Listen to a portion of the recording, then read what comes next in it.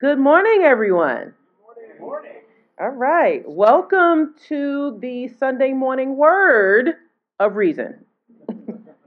My name is Mandisa Thomas. I am the founder and president of Black Nonbelievers Incorporated, which is headquartered in the Atlanta, Georgia area.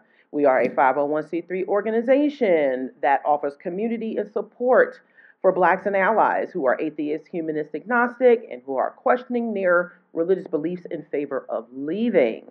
And we also participate in a number of collaborative initiatives and works, one of which we are going to talk about this morning. And so I'm going to jump right into it. One of the things that people miss about religion in the church is the music. And oftentimes, much of the music that is a part of religious communities is gospel. And being that we are a community that is growing, we have a number of talented people, a number of musicians, writers, former ministers, former church musicians, singers, etc. As our community grows, so does the creativity and the talent that grows with it. And it is through that lens that I had the opportunity to connect with Dan Barker from the Freedom from Religion Foundation. And the result of that is the Godless Gospel project with the Godless Gospel Music Ensemble. And I am pleased to have with us this morning a few panelists to discuss Godless Gospel. And you're going to hear some of the music that has come along with it. We have had the opportunity to do a few performances so far. We are in the process of recording an album, and we are really proud of what has come from this project so far and giving you gospel without God. So with that, I would like to introduce our panelists for this morning. The first is the man himself, Dan Barker, who will be joining us via Zoom. Yes, welcome, Dan, the co-president of the Freedom from Religion Foundation. Thank you. We also have with us Andre Forbes, who is a former gospel producer turned atheist, and is the creative director for the Godless Gospel. Dan is the executive director. We also have with us Candace Gorham, who is the author of the Ebony Exodus Project and is a Godless Gospel Ensemble member. And we also have Cynthia McDonald, who, where's Cynthia? Cynthia McDonald you may have seen her on the nonprofits and other YouTube shows. She is the leader, she is the affiliate leader for the Chi-Town affiliate of Black Nonbelievers. And she is also a member of Godless Gospel. And of course, last but not least, you have myself. In addition to being the founder and president of Black Nonbelievers, I am also a member of the Godless Gospel Ensemble. So I am one of the singers who is a part of this project. So before we get into the panel discussion, I want to see if I can play just a bit of the intro from one of the episodes of Free Thought Matters, where we will be trying to listen to some of the music. Joy to the world. Joy to the world. Come on, put your hands together. Joy to the world. Y'all having a good time in here tonight? Joy to the world. You ready to celebrate? Woo! Joy you know what we're going to be celebrating world. tonight? Yeah. Reason. Joy to the world. We got joy, right? Joy to the world. You know what? It's feeling real churchy in here, isn't Joy it? to the world. These robes feel pretty churchy, don't they? Joy to the world. You know what? I think we should lose the robes. Let's get rid of the churchy vibe. Okay. So now that y'all have a bit of an intro to the music that is being produced here and created, we're going to get started with the panel. And so I'd like to start it with Dan. because I'd like for him to share the origin of Godless Gospel and his conception. Dan, would you like to give a few minutes to tell the audience what your conception, the idea behind Godless Gospel? Great to see you again, Mandisa. It's always fun working with you and supporting your very important work. So yeah, for me, this is one of the most exciting things. I've rarely gotten so emotional in a project than with Godless Gospel.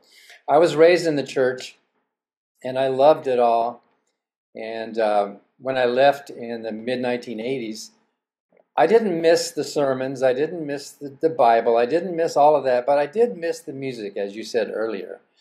When we were young, my parents used to take us once in a while to downtown Los Angeles to hear Doris Akers and the Sky Pilot Choir. And I'd never heard anything like that. It was mostly black, it was an integrated group with the long robes and the hand clapping and the B3 organ going, and I thought, wow, this is amazing. And as I started playing the piano, I experimented with all different types of music to fit the lyrics. And occasionally I would try my hand at playing what I thought was gospel music.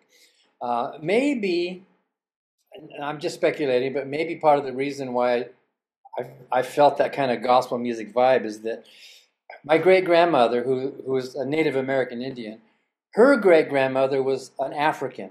So I think I have 1/64 of that little godless, whatever that is, musical thing going on there.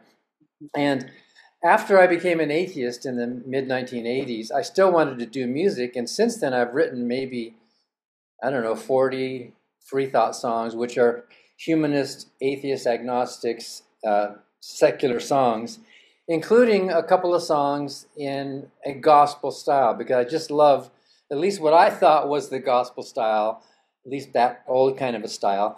I had met Andre Crouch in college. We had invited him to speak, and I was like the organizer. And so I met him and watched him play the piano, and I thought, I'm going to play piano like Andre Crouch. He was playing the piano so hard, the piano was moving across the stage. It was pretty amazing. And then I met him on a couple of other occasions. And by the way, Andre Forbes tells me that his mother named him Andre after Andre Crouch. So there's a little connection there. So one of the songs I wrote in the late 1980s after becoming an atheist was called I Don't Need Jesus. And I remembered some of the gospel music that I had heard before then wouldn't just take the hymn straight out of the hymn book. You know, like the song Blessed Assurance is in 9/8 time. Blessed assurance, Jesus is mine. Oh, what a foretaste of glory divine. So that's 3 groups of 3. Dun, dun, dun, dun, dun, dun. Well, then I would hear a gospel choir take that same song, but not only would they slow it way down, they would also add a 4th group of 3 to make it 12/8. So they would go, blessed assurance, 3, Jesus is mine. I thought, that's cool. That's experimenting with a more different kind of feel. And you hear that a lot in some of the older gospel styles. I also wrote a song called Life is Good in a kind of upbeat gospel style. And over the years, I've played those songs at humanist conventions and FFRF conventions and other places, atheist meetings. But I never felt like I was doing it right. I've always wanted to make those songs really, really good. So that's when I called Mandisa. We'd known Mandisa, of course, before then, and the great work that Black Nonbelievers is doing. And I said, Mandisa, can you help me find some real gospel musicians so I can hear my songs done right? And she came through. She found Andre. I don't know how maybe you guys can explain how you and Andre met. Andre, the former gospel producer. So let's bring in Andre now to add to this discussion. Yay! So then the rest is history. You also found a few more singers for us, and then we advertised and we produced. And that I've got to tell you, that first concert we did, when I heard you, Andre, and the band, and maybe you can explain how in the world you came up with the Godless Gospel band.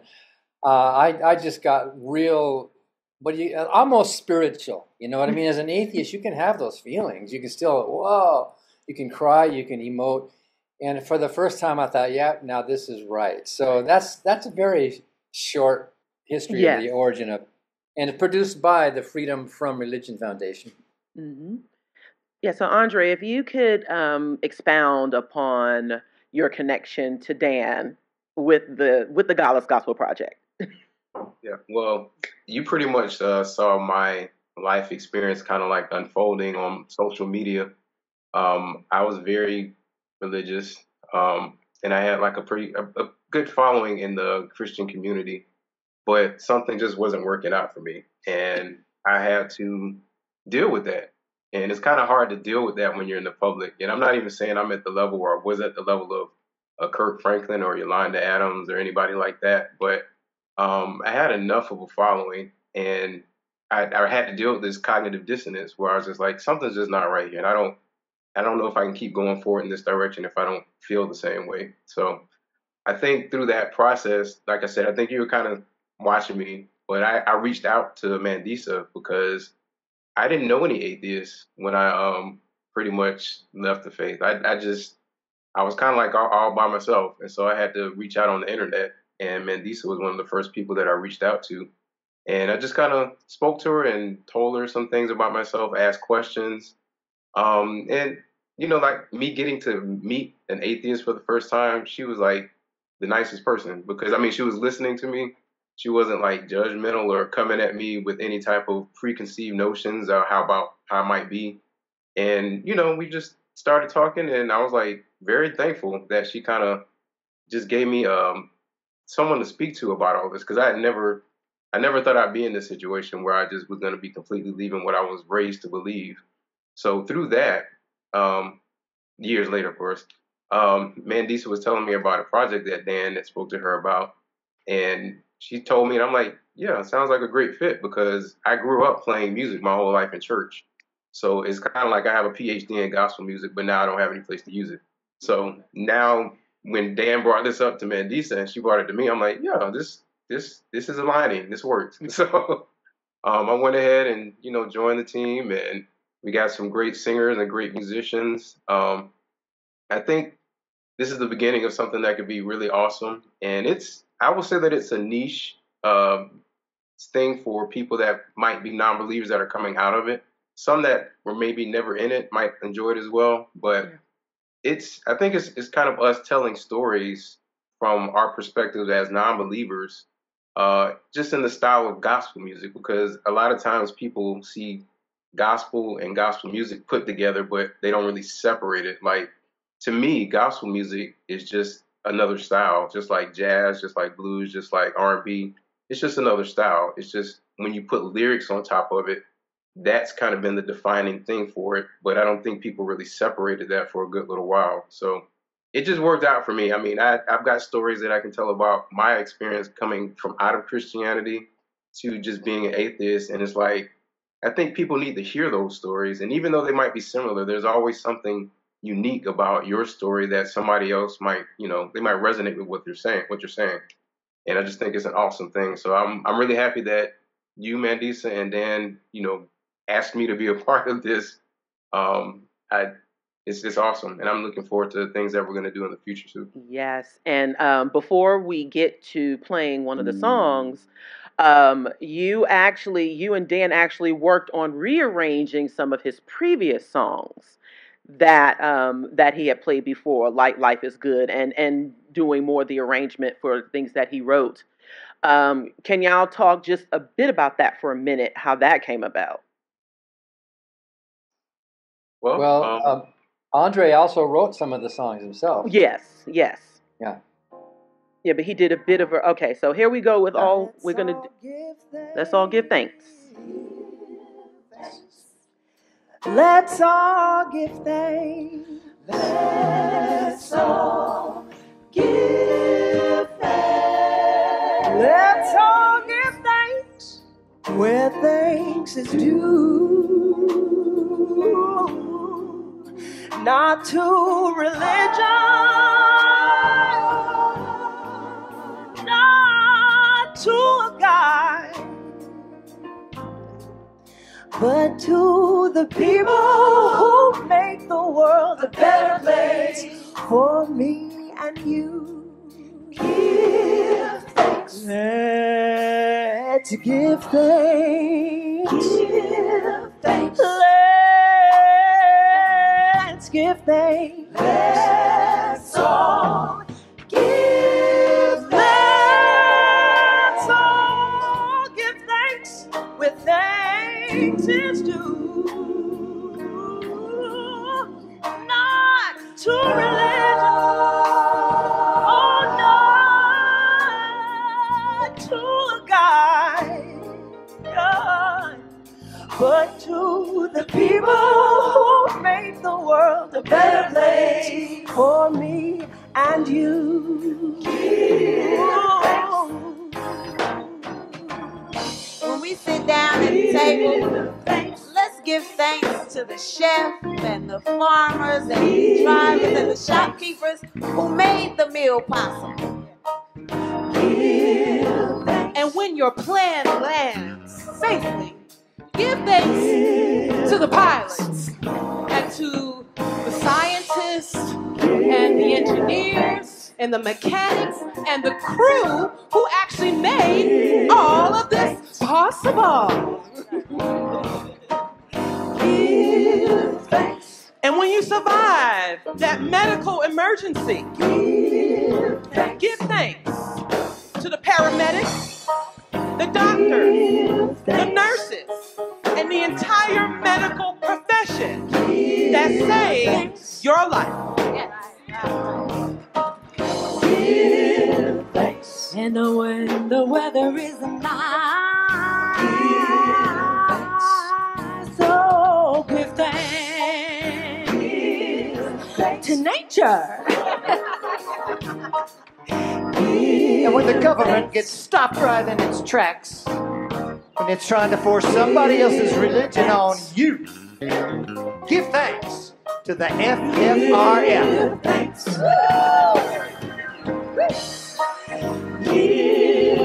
And when later next month we're all sitting around our Thanksgiving tables, we can give thanks to the life that was given, that of your turkeys.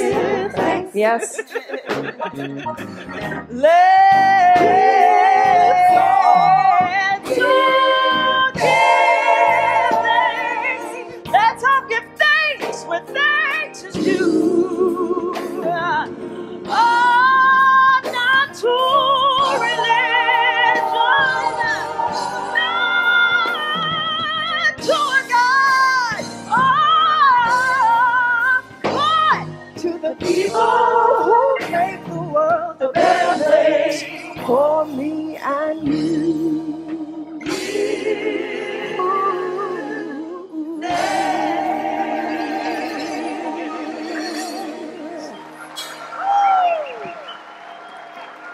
All right. Did y'all enjoy that first selection? Yes. So now, on lead vocals was Tahira Clayton, who is a jazz musician. She is based in New York City. And she sang the lead vocals for "Let's All Give Thanks," and we all chipped in for the speakings, for the spoken parts. And so, with that, we will open up the discussion to the entire panel. Of course, we have Cynthia McDonald, Candace Gorham joining us as my fellow singers for the project, as well as, of course, Andre and Dan. And we're going to talk a bit about our involvement in this project. So I'd like to start with, let's start with Candace. How long have you been, just give us a brief overview of what your musical background is and what being in Godless Gospel means to you. Yeah, so I've been involved with, Christian music since I was in, I think maybe about 6th or 7th grade. I was a member of the United Methodist Church, and they had, United Methodist Church is usually considered to be pretty mellow and uniform, but our church was a black church, and it was quite lively, and it was quite when other United Methodist churches would come to visit ours, they would always, rave about how good our music was. And so I was involved with the youth choir back in middle school. And then in high school, my sister married a minister. And so that's when I started getting involved in like being a leader in music, being on the praise team, leading songs, that sort of thing. And so that was a good chunk of my early 20s was, being a part of a praise team. And then I ended up going to a mega church, and at that mega church, I was part of the praise team, and I was one of the praise leaders and part of the choir and all of that. So I've been involved with gospel Christian music. Like I said, this goes all the way back to my childhood. And so I've known Dan. We probably known each other more than 10 years at this point. And long time ago, I know this has been a child of Dan's heart forever, because long time ago, he said to me, Candace, I got this idea. And I said to him, look, I don't know when it's going to come to fruition, but please do not forget me. I want to be a part. Call me, let me know I'm here. And so when the project started getting off of the ground, and Mandisa contacted me to say, we definitely going to do it, I knew hands down I wanted to be there. There was nothing that I wanted to do more than be part of Godless Gospel. And so, it was just Dan talking about getting really emotional during the music. It really is very moving music. And, I know in the beginning there were some people who were kind of skeptical. They thought Godless Gospel, I don't know how this is going to be. And the one thing I would tell people all the time was, it's just good music. Like, don't get caught up on the word gospel. Don't get caught up on God. Like, it's just good music. And every performance so far, people come up to us so shocked, so surprised, at how good the music is. And I remember after the first performance, seeing Dan so like touched and so emotional and so moved by the performance that like I almost cried. And I was like, it just made me really happy to be able to be a part of something that, because I count Dan as like a dear friend of mine. And so to see him, kind of get to see his baby come to life, it was just really moving. It's really touching. And this is just a great honor of mine to be part of this project. And I look forward to, more and more collaborations in the future. All right. Thank you so much, Candace, for that. We'll hear from Cynthia next. That's the same question. Yes. What Godless Gospel means to you, your musical background. Yes. All right. So I've been involved in some shape, form of music since like I was like 3 years old. I remember like one of the first songs that I knew like from front to back was Tomorrow from Annie. And I used to sing it really loudly in the house, and my grandmother would encourage me to sing, and I would get on everybody's nerves, especially my sisters, who just told me to shut up, but I wouldn't let them cut me up because I like that damn song, so I'm going to sing it. And my parents decided to put me in piano lessons when I was about 5 years old, and I would sing and play piano in some shape, way, or form all through grammar school and high school. And when I went to college, I would do voice and piano at Eastern, and then also at my alma mater, Milton University. While I was at Eastern specifically, I got saved at 18, and I started to sing with the gospel choir that was there. And just to run back a bit, I grew up Episcopal. The Church of England, a lot of bells and smells, but at least our priests to Marian like the Catholics. But I went to Catholic school too, so it was like a lot of hymns that I sang growing up. But I loved gospel music. I loved the liveliness. I loved the singers who used to do all the running all over the place, because I wanted to run like that too, as far as like, with your voice, right? And when I got into college and I found out that there was a gospel choir there, I joined it, and we would do what we call like an East Coast tour every year. And we would go to different churches and other conventions and sing and whatnot. And I remember seeing people like, running around the church and falling out and being influenced by the Holy Spirit and all these other things. And that was very new to me as a person that was growing up Episcopal, because they did not do that in my church. But I found it just like so fascinating. And one of the things that, I would get caught up in is like that emotionalism that happens a lot when you're singing gospel music. I mean, because like when you're doing it right, you're doing it with a lot of passion.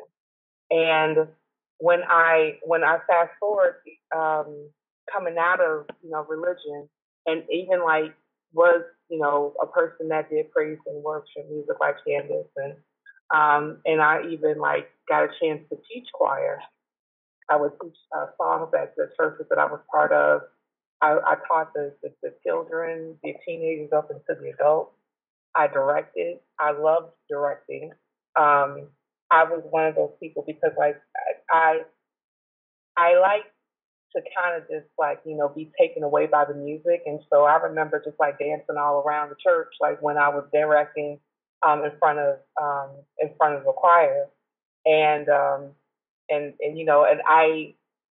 I knew that like when I finally left Christianity and left religion and left all that behind, that one of the things that I truly missed was doing the music. I missed singing gospel.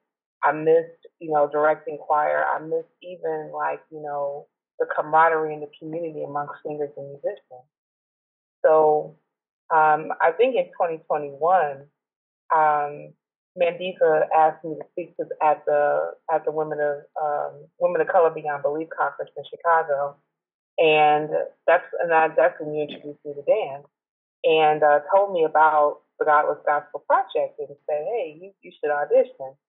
And I was like, "Sure, why not?" Right? And I remember singing like one of the songs that I was singing in front of my mom's church. For a Christmas thing. It was a Christian song, even though that I was very much so an atheist when I did the song. And and they said, "Hey, would you like to join us?" I said, "Absolutely." And it's just a great thing to be able to do this, because a lot of us that were in like Christian communities in the past, we, one of the things that kind of held us, I know what kind of held me in church was the music, and not wanting to necessarily leave the communities that we created because we were so involved with the music. And knowing that we can do that again without the problematic lyrics is wonderful. And I remember, especially at the first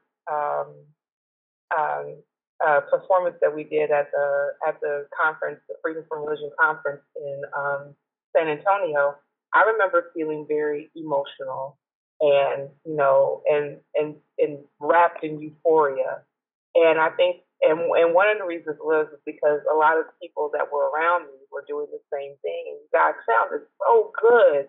Like the singers and the musicians, and when we came together, it just was like, it reminded me of my old days when I was, back in church, when I was in college, and when I was a young adult. And I was like, oh my goodness, you guys just sound. I just wanted to stop singing, just listen to you all day, because you sound so great. And and then that's when I realized like how much I really miss doing this type of performing, learning the music, and just being able to perform it. And I'm honored to be part of it, and I'm very happy that I got a chance to finally meet Dan and Candace and Andre and all these musicians and all the other singers and Mandisa for even bringing us together in the first place. So it's a wonderful thing, and I'm looking forward to all the things that that's on the horizon that's going to be attached to the podcast. Awesome. Thank you, Cynthia. So before I jump into the next question for all of us, for those of you who aren't familiar, my background, I'm a classically trained singer. One of the songs, the early songs I sang was Tomorrow as well from Annie. The sun will come out tomorrow. Bet your bottom dollar that tomorrow there'll be sun. So if you remember that from Annie. But I sang a lot of spirituals. I'm a graduate of the High School of Music and Art Performing Arts, and I'm not supposed to be playing this yet. Um, but I just remember when Dan came to me in this work, in this activism work that we do. For me, the one of the best parts is bringing these things together, bringing these pieces together, because this is how we build community, and this is how we make change through a number of means. And to me, and I know to many of us who are on this panel, it's more than music, right? It's the emotion, it's the camaraderie. We work in tandem with each other. We bounce ideas off of each other. But another aspect to this is activism. It is groundbreaking music. It hasn't been done before, and when people hear it, they're hearing a message that is different. So it's not it is provocative, but the question I have to the panel is how is Godless Gospel? And I know I might be putting Dre on the spot a little bit, right? But it is. Do you consider what we're doing here to be revolutionary, and that it will bring about some good changes with not just within our community, but also anyone who is listening? And I'm putting on my activist hat here because that's also where I see it from. So whoever wants to start with that, whoever wants to answer that question first. Dre should, because you put him on the spot. Well, I guess I got voluntold, but yeah, I think this is big, and I say that because I'm just looking at my life, and I'm looking at how I felt when, like I said, I left Christianity. I felt like I was leaving, I guess, the mainland and just out in the open with not seeing anything. Like I had no clue about what direction I was going in, and I was just like, I had to learn everything. Like I had to learn who I was. So when I finally landed on my feet, I did accept myself to be like agnostic atheist. So being here now, all of the experiences, like Cynthia was saying, like the camaraderie, the music, just everything that went along with being in, I guess, gospel music. I lost all of that, and I still have it in me. When I say I have it in me, it's like I'm good at gospel music because that's just a particular style that I was trained in really well. But it seems to only be associated with church and gospel and Christian and all that kind of stuff. So now I'm looking at, okay, well, I think gospel music is fun to play just from the instrumental side, but I can't really play it anywhere because nobody's gonna like really enjoy it the way that I enjoy it without associating it with church or associating it with Christianity. And that can be a little bit frustrating. So when they actually hear different lyrics on top that may resonate with them, as maybe they're not Christian, I think that can be a very life-changing thing because it's like, you didn't have this alternative before. All you had was gospel music with the lyrics or gospel music without lyrics. And now you have gospel music with different lyrics that resonate with you. So like even Dan's song, Let's All Give Thanks, that song really resonates with me because it's like how I feel about all the stuff that people say that they're praying for or thanking God for. It's just like, no, thank the people that you see doing the work. Thank the doctors. Thank the people that are making the food. Thank people that are actually making these things happen, not putting some supernatural wannabe on top of it. But I mean, listen, it's like we're doing things and people aren't thanking the right people. And so every time I look at how I used to do that in church, it's just like, man, this is so frustrating because I see people praying about things like I had family members that were on their deathbed and the whole family was like praying and praying and believing that God was going to change the situation, and they didn't make it. And it's a very sad situation. But then the tune changes. It's like, oh well, I guess that's not what God wanted. And it's like, well, what do y'all know what y'all are praying for if you don't know? Because I mean, are y'all aligning yourselves with God? But it's just like it doesn't seem to like be making sense. Like if they look at what they do, it doesn't make sense. But coming back to Dan's song, like I was saying, is like that makes sense. Like it makes sense to thank people that we can see doing the work, like doctors performing surgeries that they've spent years to learn how to do. I mean, it's just hard for me to see somebody thank God when that person spent years of their life trying to make this happen for somebody else. And I'm like, really? But that song really touched me. I mean, I know it might. I haven't really said much about it, but it's a very beautiful song. I mean, the way that it was played, like that first part of the song arrangement was pretty much Dan, and I just kind of played it the same way. Maybe at the end we kind of added a little bit more gospel to it, but I like that song the way it was, and the lyrics resonate with me. And so when it comes to gospel music or godless gospel music, I think this is what it's doing. It's like it's getting people where they like that music, but it's really resonating with them with the lyrics. Like the song that I wrote, hopefully it resonates with a lot of people. And I've heard people tell me like at the conventions that we performed that it did. But one of the lyrics of the song I wrote was, "I'm not convinced that there's a God that's watching over us, waiting to see if we will fail or if we're even good enough." I mean, these are the types of things that, as a Christian, I was struggling with because I felt I wasn't good enough. I felt that, there's this God that's supposed to be all powerful that's watching over us. But then again, later on in life, I'm saying it seems like all the things that he's really paying attention to seem to be kind of trivial. It's just like, why are you paying attention to somebody? And I because this is not gospel, I can say something. Why are you paying attention to somebody that's like watching porn, or you paying attention to somebody that's gay, or somebody that's whatever, that's not the norm for what is in this particular bubble? And I had to start dealing with that within myself. And I'm like, there's a problem here. There's a problem that God's picking on certain people and not necessarily picking on people that are doing bad things, because I kept seeing bad people within the industry getting away with all this stuff. And then not only that, but influencing the people that are in the industry as well. And I'm like, this is just, it's not genuine. Like they're singing these lyrics, but it's not really genuine. And I'm like, the stuff that we're doing is genuine because it's like, this is what we actually believe and this is what we actually live. Like there's no code to say that you have to be this perfect person or whatever as an atheist or non-believer. It's just, be honest. And I think that was the biggest thing that led me to my song, I Believe in Honesty, which is where I got that quote from.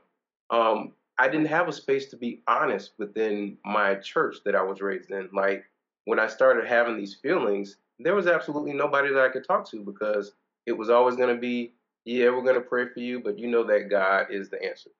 I mean, it was always funneled back to God is the answer, or Jesus is the way. And, I don't think that's right, because you're not allowing somebody to fully be who they are or explore who they are without telling them from the jump. And I got frustrated with that.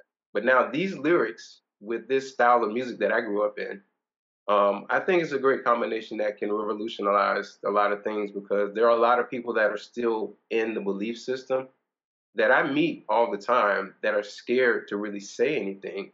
They feel the way that I do covertly, but they will not come out because they know how hard that struggle is. I mean, I had to think about how I was going to make a living. I had to think about friends, family, like how I was going to connect with people. I lost a lot. I'm still dealing with that because I grew up in a big family and we were all about church. Like my whole career was centered around gospel music. So when I let go of that, I mean, I was really like, man, I was really kind of dazed for a little bit. But coming into contact with all these people with Godless Gospel really it made a big difference, because first of all, I had people to talk to about how I feel and people that could actually relate to what I'm saying. And I'm not just, just this outer blackball person in the family that's just saying stuff and nobody's really listening. But it's really great that I think this type of music, Godless Gospel, I think it's going to do a lot. And I really think that once people really start to get the concept of what we're doing, they'll probably gravitate to it. I don't know how long it's going to take. Again, like I said earlier, I feel it's a niche thing because sometimes people go through phases where they're still connected to their past, but they're trying to move forward. And sometimes certain lyrics just kind of like resonate when you're in that state.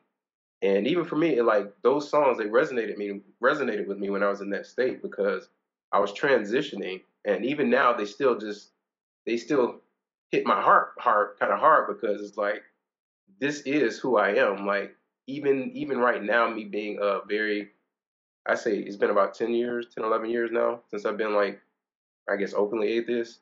But it still hits my heart because I listen to the lyrics and then I see people that are dealing with the same things, but they're just so scared to like come out of it and make a move to just like leave it and just get around the right people. And it's complicated, but I think this music will help do that because it's all about getting people to be honest. I mean, for me personally, and I know this might sound bad, I really believe in the honesty part. So if somebody has like a self-honesty experience and they still go back to Christianity or whatever belief they have, I'm okay with that as long as they're honest about it and they accept things the way that they really are, as opposed to trying to impose their thoughts or beliefs on other people. I mean, because we all have to, we all have to exist here together. I mean, we don't have to go along to get along. I think Carlton Christmas said that or something. But I'm all about people being honest, and this project is all about honesty. Like, we don't believe, so we just gotta, be honest. All right, but yeah. So thank you, Dre. I think you you have basically captured all of what we were going to say. But if anyone else wants to jump in and just add a few words before we play the next song. Can I just really quickly, I think Andre's right. Every single word in Godless Gospel is sincere and genuine. It's not like we're saying, hey, everybody, look at us. We're doing gospel music. Isn't this cute? It's not that at all. It's that we care, and the lyrics mean something to us. And Andre, maybe you can explain in a few minutes how you found the band members. I think that's pretty amazing. But Mandisa, you probably know that the song Tomorrow and from the musical Annie was written by an atheist. You were singing an atheist lyric song even back then. So yeah, the next morning after our first concert, Annie, Laurie, and I got up singing, "You don't need to be ashamed of who you are, never be ashamed." Because what a powerful thing, not only for being a non-believer, but anybody who is a marginalized person who's different, maybe a gay person or an ethnic person, you know what I mean? You don't have to be ashamed of who you are. It's a very meaningful, sincere, powerful thing to say that, a lot of people are just dying to hear that and want to know that. So it can be life-changing. Yes. Thank you, Dan. Candace or Cynthia?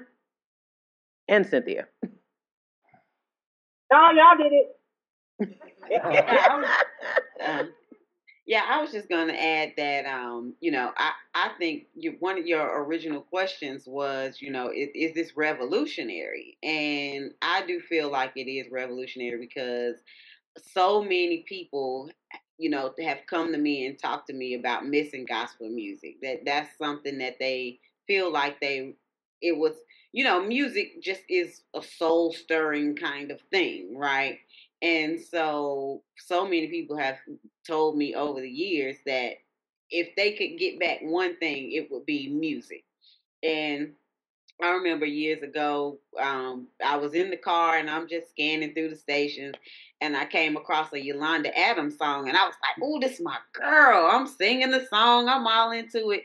And then all of a sudden I was like listening to what I was saying and I was like, I can't stomach the lyrics anymore. And so I changed the channel. And I think that a lot of people have that experience where they want to be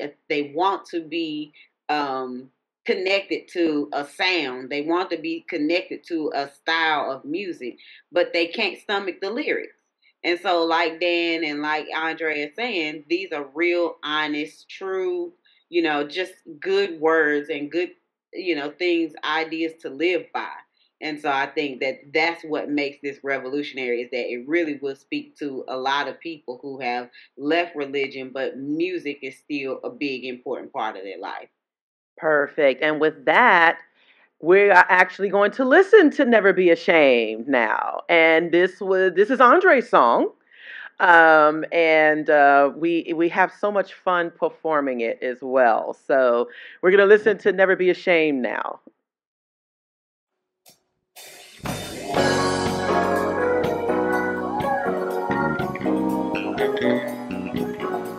To the left now, y'all.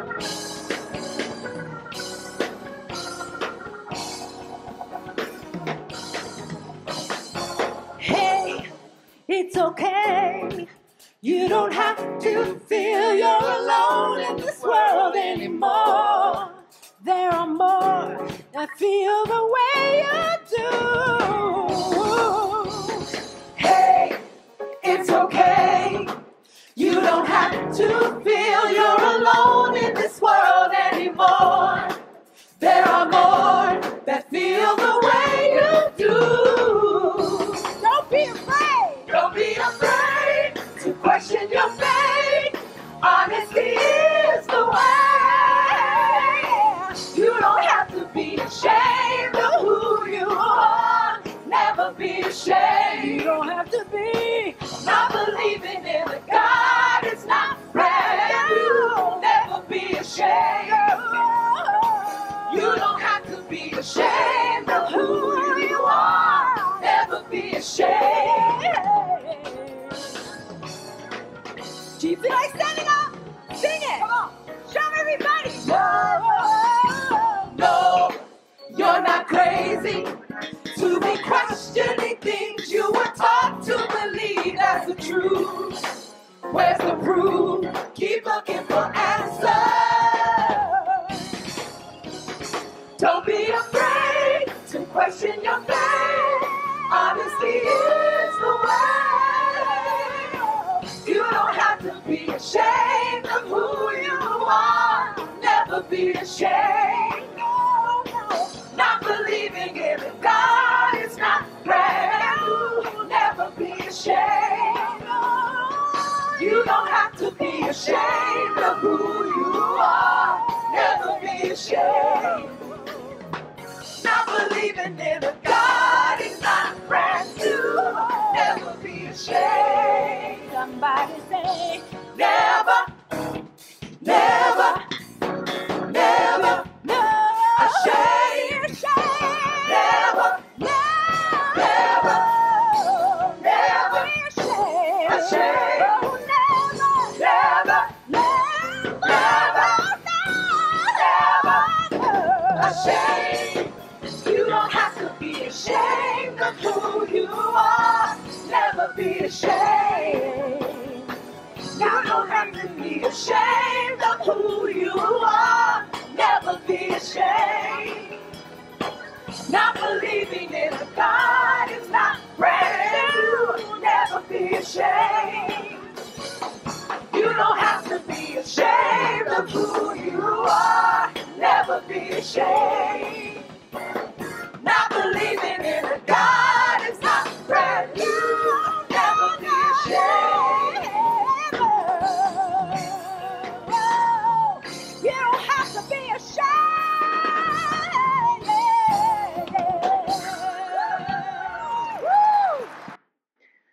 All right. Lead vocals was Emily Sunland. That was from the performance at the FFRF convention in September of last year in Madison, Wisconsin. So the question here, now moving forward, because we do want to get to some audience questions, you can find more information on Godless Gospel at godlessgospel.org. If you would like to see the performances of Godless Gospel, you can go to the FFRF YouTube channel, Freedom from Religion Foundation. These songs were played from the Free Thought Matters episode, but you can see the full performances also. If you type in Godless Gospel, they will come up in the queue. And also, I would like to, at this point, before we end, ask for people to support both Black Nonbelievers and our work as an organization, as well as the Freedom from Religion Foundation, because it does take resources to put this together. And in order for us to produce an album, in order for us to help recruit more talent, which we are, it does need support from members and the people.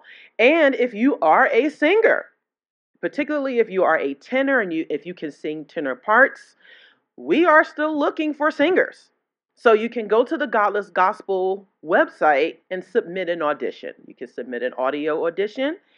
And please do join us in singing, spreading the good word of gospel and spreading the word of reason. So with that, I would really like to thank our panelists, Andre Forbes, Dan Barker, Candace Gorham, and Cynthia McDonald. Thank you all so much, my colleagues and friends, for joining us today for this panel. And so we have a couple of minutes for questions. No, I really just want to make a statement. This is awesome. Everything y'all said, that was me. Yeah, okay. I did it all. I was United Pentecostal, so, we did a lot of, yeah. When did you cut that hair? So I went through my purging phase, and when I had all these CDs from my choir director would make for me, so we'd learn our parts and all that, and all my other stuff I bought. So getting rid of those, that was one of those final, okay, I've done this. Yeah. And we sing, he writes music so we can do our own little thing, but the gospel part, my question is, how do you all get together? Because I'm sure you live all over the country. So yes. How do you go about bringing everybody together? Everybody learns their part on their own, and how often do you meet and all that kind of to practice? Okay, that's a good. Does anyone else want to take that, or are y'all okay with me answering that? Yeah. Okay, so we communicate a lot by email, of course, because like you said, we are across the country, we're in different states. So we try to come up with, when we started recording, we came up with, Dan sent out an emails to determine our availability, and we all traveled to Madison, Wisconsin, where there is a studio. And we practiced at the Free Thought Hall at the FFRF headquarters, where there is a grand piano. Dan has his piano that he uses and that he plays on, and Andre has played on as well. So we practice before we go into the studio.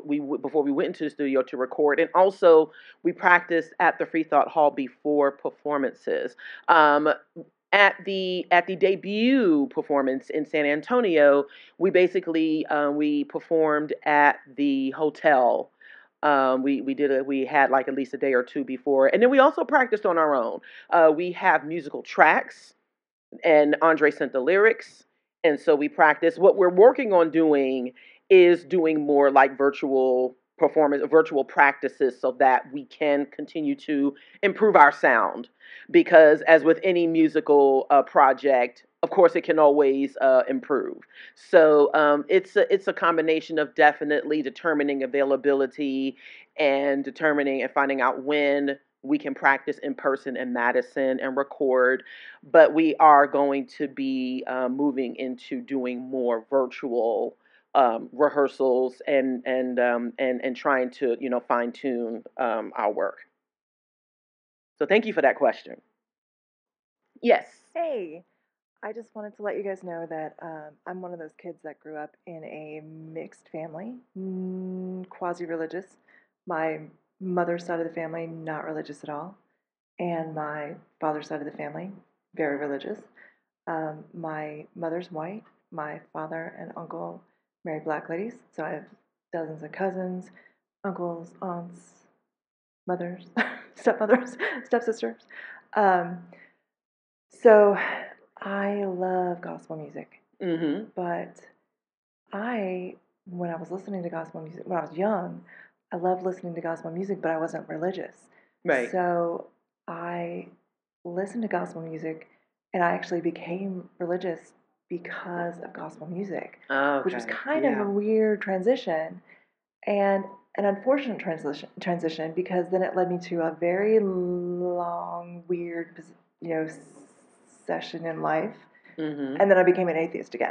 Yeah. So it's a really thank you for having this program, because I think it can spare a lot of people a long, weird transition in their lives if they like gospel music and it's in their soul, but they don't need the message that intrinsically comes with gospel music Right. normally. Yes, thank you so much for sharing thank you so much for sharing, because, and that's one of the reasons why I brought up the point about it being revolutionary, because many people are drawn in through the music. Music is a universal language. It is how we communicate, it is how we connect, and it really is how many people can be influenced. Mm-hmm. And if people are listening to those lyrics and they are drawn in, then it can be, very problematic, as we know. So creating this music and Dan having this concept that we all helped bring to life really can be life changing and transformative for people. So it is absolutely an honor to be a part of it, and it's an honor for us to bring it to you, because to know that it does resonate, it really helps us. I know it helps me. So thank you. So thank you. Does anyone else have anything to add to that? Yeah, I just wanted to tell the person who was just speaking that kind of brought me in the same way. I mean, if you just really think about it, that music has been part of church services since as forever, since there were church services, because the leadership knew that music was so important to be able to communicate whatever type of propagandist message that they wanted to get out to the people that was sitting under their voices. And also, music invokes emotion. It can help, move all the endorphins and release dopamine and things of that nature in your brain to make you more susceptible to hearing what you hear. And a lot of times, even if you go to like a concert and listen to like your favorite artist, it does invoke some type of emotional response, because music does that.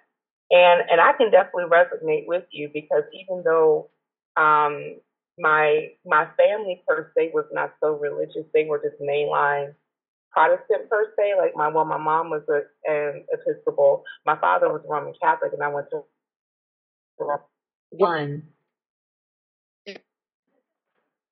It really was like the music. It really was the music itself that pulled me in to want to sing gospel, to want to even get saved per se. I mean, I think that I had to go through the roundabout way of really hearing what was said over the pulpit, and then actually rereading the Bible. It's like, oh wow, this is problematic. Why do we believe this stuff? This is unable to hold to reality, right? So, yeah, I was just saying, just like just being able to again participate in something like this, because never wanted to put away the music. They just wanted to just put away the messaging that was behind the lyrics, because that's the stuff that people would listen to and would, invoke different emotions, and then end up like putting you through a path where all of a sudden like you're now tied to some type of religious edict in church. And which in a lot of times, even when, piggybacking even what Andre was talking about, when he was saying that, a lot of these people who happen to be in the industry are not, living their truth. They're not being honest. They're not even, I can even think like a few, gospel artists, I'm not going to say names, but, are known to struggle with their like sexuality, but because they're in like, churches that are super fundamentalist and holy and follow holiness, that they can't be like who they are really. And I'm just grateful that, we can still like participate in something like this and still be honest with who we are as an individual and also as a group. Awesome. We got 20 seconds and we got time for one more question. Yes, sir. I guess I'm different. I'm still a Christ follower, but wanted to attend the lecture. Thank you. I'm a doctor. My wife's a doctor. That song, Give Thanks to the Doctors. I'm curious. People come to me, thank you for, and my wife, thank you for doing this. I say, hey, no problem. Don't thank me. Thank God. Are you going to look at me and say, oh, you poor, silly doctor? You are misinformed? How are you going to take that when, somebody says that? Oh, don't thank me. Thank God. Well, I guess, you went through the school, you went through the training of being a doctor, correct? Yeah, school, residency. Yeah. Yeah. We kind of we like to ask the question of why would you not give yourself the credit? You are doing the work of saving the lives. Right. And I said, well, thank you. Like I said, yes, I did that. But right, but if they thank I have a God-given mind. Right, but if they thank you and you tell them to thank God, but you're the one that did the work, why would you want to do that? Because I have a God-given mind. Okay, but then maybe okay. Talk more, but I'll let you know. Okay, does anybody else want to answer that real quick? We just had a question from a doctor who is a Christian, and he tells his patients to thank God. Anybody want to take that real quick? I'm Trey God. I just want to make sure. So you're saying that he was telling his patients to thank God, or was he telling his patients that he thanks God? He said, "Don't thank me. Thank God for giving him this skill and ability." Oh, well, this is how I see it. If the person thanks him, who he thanks is his business. That's fine because we all have different beliefs. If he were to tell somebody, you need to thank God because that's what I believe, that's a different story. But if he's just saying, well, I'm thanking God, that's fine. Right, because you didn't frame it that way. You said, don't thank me, thank God for giving me this ability. So it was like you was telling the patient to do that. But if you thank God, that's one thing. Right, yeah. Yeah, and I think it's fine that he has his beliefs or whatever. But right.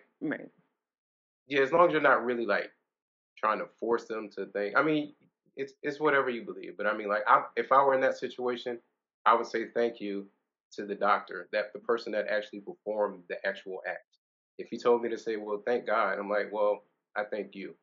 However you want to take that, that's pretty much it. Yeah, that's how we roll. But yes, thank you all so much. Once again, we are out of time. Thank you to our wonderful panelists. If you are interested in more information, please go to godlessgospel.org, the Freedom from Religion Foundation, and Black Nonbelievers. We have a table over across from the Grand East Ballroom. Please check us out. We have merchandise. We have swag. We are taking donations because we do need your money. Thank you so much. And thank you to the Skeptrack for having us. Yay.